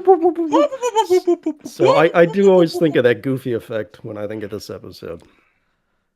Stars, what is your bread? The bread is moldy, gentlemen. It's badly cut and moldy. It's probably just like Shatner's histrionics, like the fact that he's perpetually just like got the posture of a meerkat who's just seen something like tasty in the distance. Yeah. His odd mannerisms and ridiculous like exultations and screaming matches. The bizarre overacting. Like it's Shatner. I expect a degree of exuberance, but like I don't know, man. Like it feels like he's simultaneously trying too hard and not hard enough. Not that I think you could do much to elevate this material, but like I think it helps. It's memorable. That's my bread. Okay. My bread's going to be... I'm going to give kudos to Sandra Smith, who played Dr. Janice Lester in this episode. There's a point where, obviously, she's sort of... Most of the episode, she is kind of just lying on the bed, sort of like groaning mindlessly. But there is a point where she confronts McCoy, and then she sort of walks away, and then turns back and makes a sentence in a very Kirk Shatner way. And that kind of really stood out to me. I was like... Because here's my problem with Shatner's Kirk as Janice Lester. Sorry, several layers of separation there. Is that we never saw Janice Lester before the episode. We have no baseline to know what she would act like. So we only have like Janice in Kirk's body to go see what this woman is like. We have no basis before. But with Janice as Kirk, when she exuded those mannerisms, I was like, bang on. She has done her homework. She knows what Shatner's like. They've spent some time together. Like, how would you act this scene? He'd go, I would do this. And she's done it. So that kind of, not that I'm trying to defend this episode in any way, but there were a few little nuggets of things in there that stood out to me. And that was definitely sort of one of them, that Sandra Smith was certainly something. Go ahead, sir. Did you have something to say? No, I'm just. Okay. It was the fact that I was like, "Don't think I'm trying to defend this episode." Don't worry, no one thinks you're trying to defend it. There's nothing to defend. Now, if you would pick it in a draft as one of your top 10s, then we might think you're defending it. So that is another problem I have with this episode, is that we have no basis of reference for her. All we get presented is what the script wants us to know: that she's hysterical, that she's vindictive, that she's petty, that she's hateful, that she's deceitful. And it's like, couldn't you give us fucking anything? Like, if this was a character that was in another episode and came back and she was even neutral, then the other people involved in the other cast members, Spock, McCoy, could say, oh, we know that she's nothing like this. There's something going on. But they give her nothing except negative stereotypes about women. That's not true. Didn't you not know that she's devoted to her space work? Space work. I didn't like that phrase. She works on a planet. Space. Yeah, no, a planet in space work by virtue of being in outer space, I guess. Ladies and gentlemen, welcome to Space Trek Time. It is the space podcast for all you space folk. Yeah, wow. Do we do Earthwork? Earthwork, yeah. Yes. I do. I wish I was doing Earthwork. Earthwork, Jim. Yeah. Instead, you're watching Turnabout Intruder. Yeah. We had to do it at some point. That's my only defense on that point. Okay. How about? So young. No, wrong button. The best advice I can give you is to just be yourself. You're the worst thing that ever happened to Zek. You're the worst thing that ever happened to me. Actually, that's the second best piece of advice. In fact, you're the worst thing that ever happened to the entire Ferengi Alliance. No. Just stop saying that.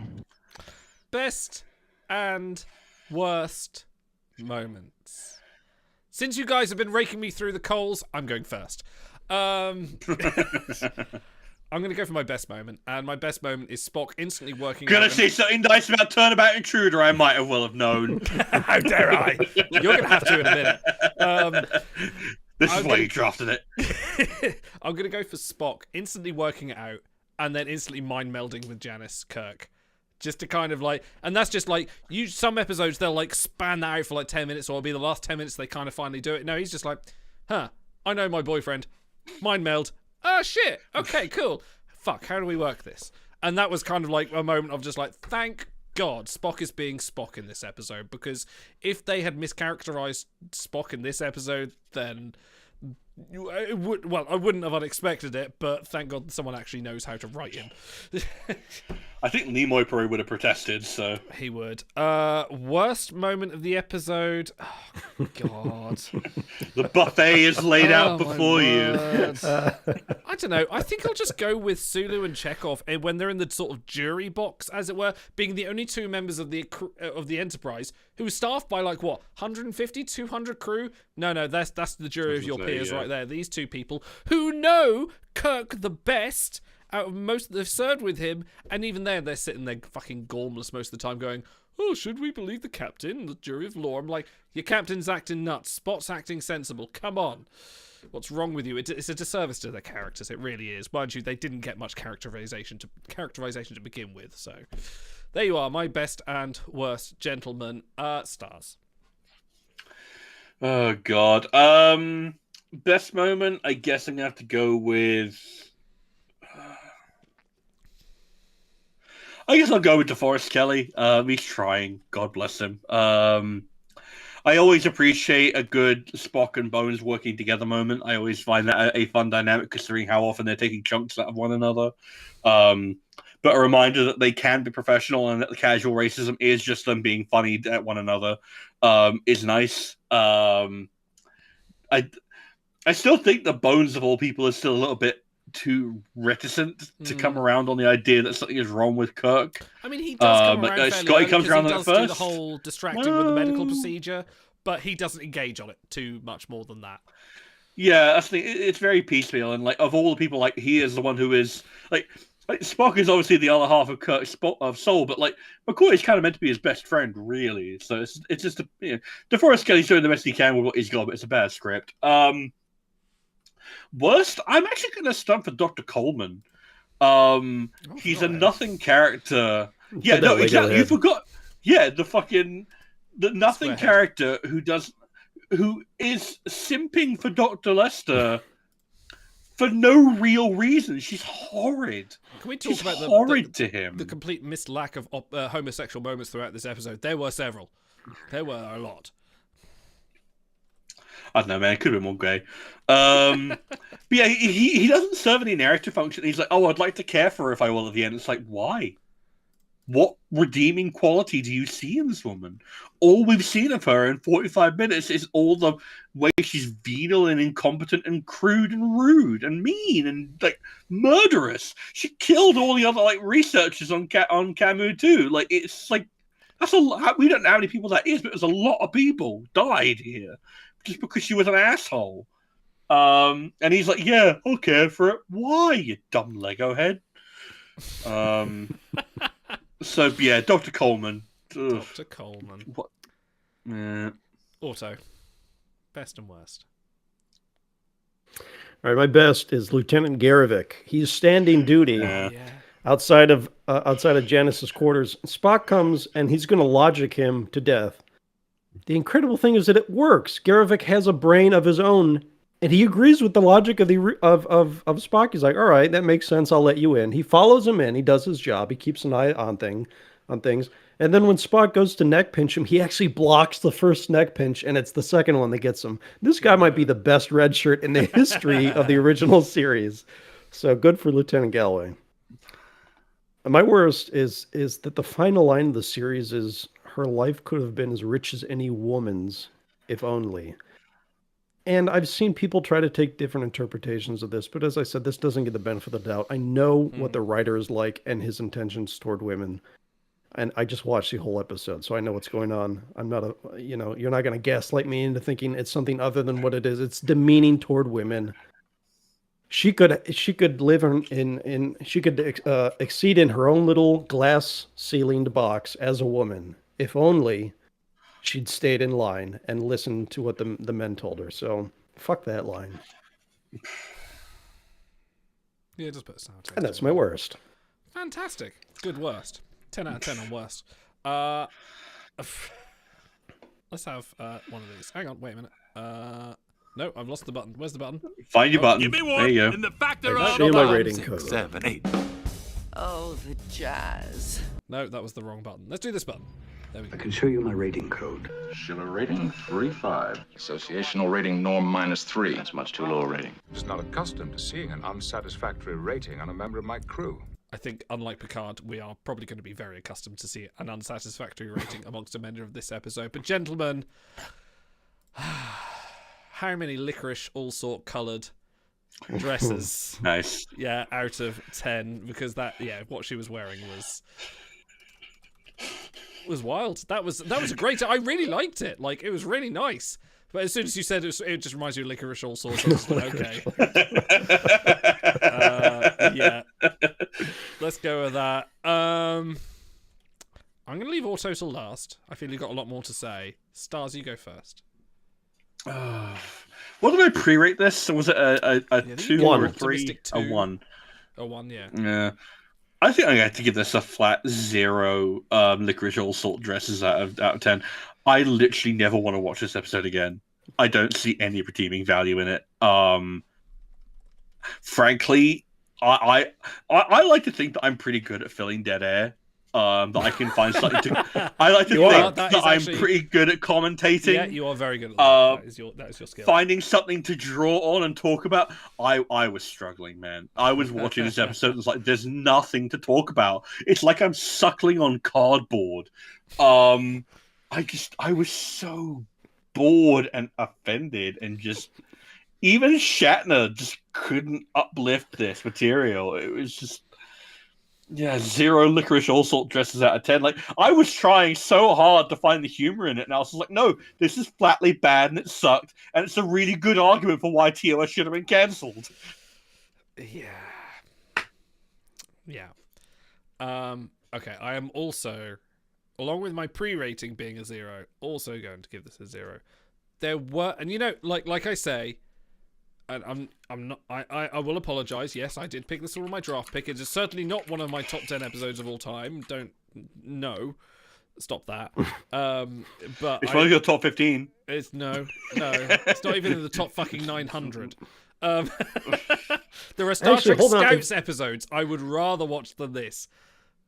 We've reviewed. How many have we reviewed? Like 105 or something? 90, just over 100, 102 roughly we've done so far. Okay, so this is in your top 102 episodes. It is of the 100 right now, it is. that we have watched and reviewed together. I've Spockologicked you to death. nearly gone. No, it's certainly nowhere near that. I'm just definitely I'm gonna give this a 0. 0 licorice all sort of coloured dresses out of 10. For all the redeeming factors you can give this episode, like Spock being competent, a good conversation between McCoy and Scotty, McCoy and Scott, Chekhov and Sulu. The fact we saw, some other, what was it, Leslie Thompson on the bridge who got some dialogue. What was her name? No, it wasn't. Lieutenant Lisa. Lisa, that's Lieutenant Leslie Lisa. Thompson, somebody else. And for Shatner's credit, I'll give him points for that. And for what's her name? I forget her name now. I said it earlier. Sandra Smith for doing a great Shatner. It doesn't override the misogyny and the fact that this episode is dog shit. Not from just the misogyny, but from the crew's perspective, from the plot. Your Captain goes strange. They've seen the Captain go strange. Scotty even mentions it. He says, I've seen the Captain, and he lists off about 15 fucking examples. He goes, I've seen him drunk, I've seen him corporeally manifested, I've seen him like off his head on ketamine. Like, he goes through the fucking gamut. Space ketamine. Space ketamine, sorry, yes. It's essential to good space work. He's gone through the gamut and he goes, I've never seen him like this. And I'm just like, are you fucking serious. And then he turns around and goes, we should do mutiny. Yes, we should do mutiny. Walks back into the courtroom and says, play the tape. You should do a mutiny. I'm like, oh, this is such fucking lazy trite writing. This is just it's really to a point. not good. It's zero. It's nothing. Any point you can find that is redeeming in this episode, just go and watch another episode where it's better. Just no. Auto. All right. People may not like what I have to say, but you'll never silence my pen. When we started this review, 3 years ago did we start Trek? Oh God, maybe, yeah. I had a pretty good handle on the range of Star Trek episodes from the worst to the best because I've seen them all multiple times. But in the last calendar year, the Star Trek franchise has put out properties that have boggled my mind at how bad it can get. I didn't think it could be that bad, and they've done it more than once. And I know that's an unpopular opinion, but that's my opinion. So I'm not going to give this a 0. I think as bad as it is, there are certain elements that are fine. Like I said, Galloway was good. Spock was good. Bones was good throughout. I did like that hallway scene. And when they come back in, you weren't expecting him to know everything that they just said. So when he said play back the tape, for a split second you think, oh shit, they're screwed. And I kind of like that. So there are elements in there. I think this is probably the worst TOS episode, maybe number 2. And there's another one that I particularly hate. And it's in the bottom 10 of Star Trek episodes. But I think that the floor is lower than this episode in the Star Trek franchise, and I hate that I feel that way, but that's the way that I feel. Okay. So I'm going to give this 1.5 licorice allspice dresses out of 10. It's absolute garbage. And I reviewed it the other day for a different review series, and I said then, I never want to watch this again. It's the first episode I'm going to just skip completely from now on. And unfortunately, it came back to bite me just weeks later, so 1.5, don't watch it. Don't ever watch it. No one should ever watch it if they're a Star Trek fan. And there you have it. So at an average of 0.5 licorice all sort coloured dresses out of 10, this is our 5th worst rated episode of Star Trek. What is lower is The Children Shall Lead, and The Children Shall Lead at 0. Justice at minus 0.4.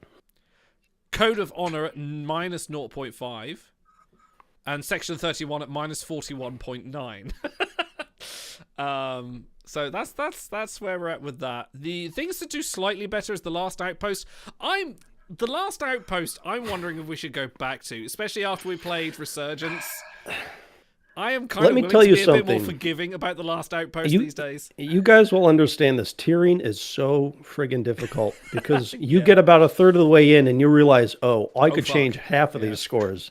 Yeah. You didn't realize how good or bad something can be. It's a living, breathing thing trying to rank everything. So it's just above, it's tough. Just above The Last Outpost, we have New Life, New Civilizations at 1.3, and above that is These Are the Voyages, which we just reviewed at 1.5. So they're not far away from each other. Dude, I can't wait for Saturday. I can't fucking wait. Yeah, okay, well, without beating about the bush. Saturday, we're watching First Contact and reviewing it. I am very hyped. The movie. Yes. The movie. Although the episode's good as well. Yeah, it's all right, yeah. But the movie. God damn, I'm already cementing that as a 10 out of 10. I've watched that recently with my son. Yeah. My son, who does not care for Star Trek, sat and watched First Contact with me. And I enjoyed that. If I can get him to watch it, that's mind you, he did sit and watch all of the Lord of the Rings. It's a great so gateway drug. It's a great gateway drug. But anyway, it's legitimately up there with GoldenEye for movies I can just throw on and watch anytime. It's so watchable. Agreed. It's one of the best space movies of all time. Actually, that joke doesn't work because it literally is a space movie. I take it back. Listen, they did good space work on it. Thank you. That's what the joke should have been. Well, thank you, Space Auto, Space Stars. Thank you, Space Idol. Thank you. We started something here. You're thanking him for this? Thank you, Space Chat, for joining the Space Chat in this time. We will see you soon. Please come and join us on Saturday. Keep an eye on the Discord and our Blue Sky and all that kind of stuff for all the other future things. Live long and prosper, and I promise, I'm not going to inflict bad episodes on you. Other than Andromeda, because it's you could just funny. pick Best of Both Worlds next. If you want to make it up to us, do Best of Both Worlds next. I want to do Kuhu into the Best of Both Worlds, into Family, which was your pick, wasn't it? Or was that Dan's pick? Was that your pick? Well, that was mine. Yeah, I think that's a great little three for. Yeah, we'll do that. Best of Both Worlds, I'm going to be very unbiased on. I have very good, emotional memories of that episode. Anyway, thanks for watching, everyone. See you later. Live long, prosper. Ta-ra! So, this is what we've decided. Lisa gets you Tuesdays and Fridays. I get you Mondays and Thursdays. We, alternate Wednesdays and weekends. Hold on, I don't think I'm old enough to hear this kind of thing. Ladies, good day. Romano, good luck. You can return my car in the morning. If you can still drive, I'm taking the bus.